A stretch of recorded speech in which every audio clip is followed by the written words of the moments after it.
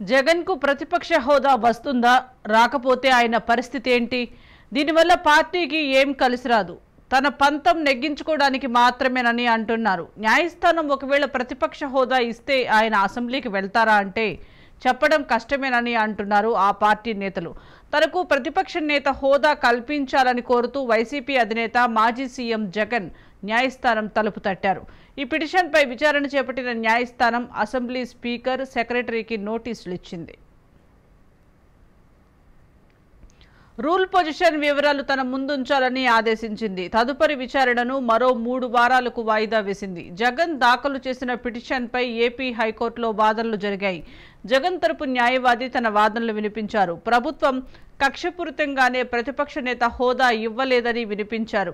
ప్రతిపక్ష నేతగా గుర్తించాలని స్పీకర్కు లేఖ ఇచ్చారా అని ప్రశ్నించారు న్యాయమూర్తి. గత నెల 24న స్పీకర్ లేఖ ఇచ్చామని తెలిపారు. అసెంబ్లీ సెక్రటరీ స్పీకర్కు నోటీసులు జారీ చేసింది. దీనిపై కౌంటర్ దాఖలు చేయాలని ఆదేశిస్తూ 3 వారాలకు విచారణను వాయిదా వేసింది.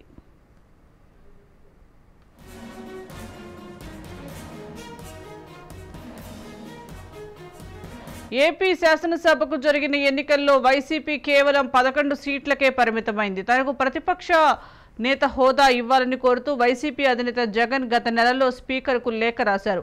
మొన్నటి అసెంబ్లీ సమావేశాల్లో ఆయన్ను ఆ పార్టీ శాసనసభాపక్ష నేతగా మాత్రమే గుర్తించారు. కానీ ప్రతిపక్ష హోదాపై స్పీకర్ నోరు ఎత్తలేదు. మరి న్యాయస్థానం ఎలాంటి తీర్పు ఇస్తుందోనని ఆ పార్టీ నేతలు ఆసక్తిగా ఎదురుచూస్తున్నారు. దీనికి సంబంధించి మరింత సమాచారం మా ప్రతినిధి సుదర్శన్ అందిస్తారు. సుదర్శన్,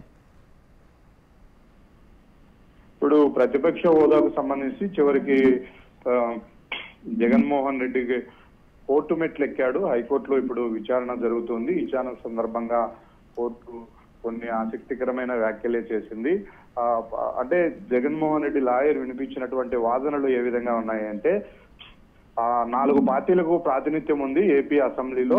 ఆ 4 పార్టీల్లో 3 పార్టీలు ఒక కూటమిగా అధికార పార్టీలో భాగస్వామ్యమై అధికారాన్ని పంచుకుంటున్నాయి కాబట్టి మిగిలినది ప్రతిపక్షంతో ఉన్నటువంటి ఏకైక పార్టీ మాదే కాబట్టి ఆ పార్టీకి శాసనసభ పక్ష నేతగా తానున్నాను కాబట్టి తానే ప్రతిపక్ష నేతను అవుతాను తప్ప ఇంకొకటి కాదు. కాబట్టి ఈ లాజికల్ గా ఈ రూల్ ప్రకారం తనకు ప్రతిపక్ష నేత హోదా ఇవ్వాలి అన్నది జగన్మోహన్ రెడ్డి లాయర్లు చేస్తున్నటువంటి వాదన. అయితే దీనికి సంబంధించి ఒక చట్టసభలో ప్రతిపక్ష నేతనుగా అవకాశం కల్పించాలి అంటే మొత్తం సీట్లలో ఎంత పర్సెంటేజ్ ఉండాలి, ఆ మేరకు వాళ్ళకి అసెంబ్లీ సీట్లు వస్తేనే ప్రతిపక్ష హోదా ఉంటుంది అన్న ఒక నిబంధనలు ఇవన్నీ ఉన్నాయి. కాబట్టి వాటన్నింటినీ విశదీకరిస్తూ కోర్టులో అఫిడవిట్ దాఖలు చేయాలంటూ ఇటు ఏపీ అసెంబ్లీ స్పీకర్ తో పాటు అసెంబ్లీ కార్యదర్శి కూడా కోర్టు నోటీసులు ఇస్తూ దాన్ని ఫర్దర్ గా వాయిదా వేసింది. ఇప్పుడు వాళ్ళు ఆ బైలాస్ అన్ని కూడా చూసి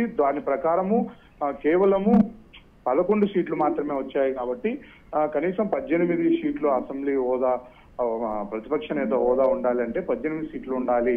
కాబట్టి 11 వైసీపీకి ఉన్నాయి కాబట్టి ఆ లెక్క ప్రకారం జగన్మోహన్ రెడ్డికి ప్రతిపక్ష హోదా దక్కదు అనే వాదన అయితే వీళ్ళు వినిపించే అవకాశం అయితే ఇప్పుడు కనిపిస్తుంది. ఫైనల్ గా కోర్టు దీని మీద ఎలాంటి నిర్ణయం తీసుకుంటుంది అన్నది చూడాల్సింది. అంటే జగన్మోహన్ రెడ్డి చేస్తున్నటువంటి వాదనలో కొంత లాజిక్ అయితే ఉంది కానీ అది చట్ట ప్రకారం ఎంతవరకు ఎగ్జిస్టెన్స్ ఉంటది దానికి అన్నది చూడాలి. అలా కాని పక్షంలో అసెంబ్లీలో ఎవరు ప్రతిపక్ష నేత హోదాగా ఉంటారు దాన్నైనా కోర్టులో ఇప్పుడు తేలబోతుంది. అలా అయితే 21 సీట్లు గెలిచినటువంటి పవన్ కళ్యాణ్ ఏమైనా ఆ హోదా కల్పిస్తారా?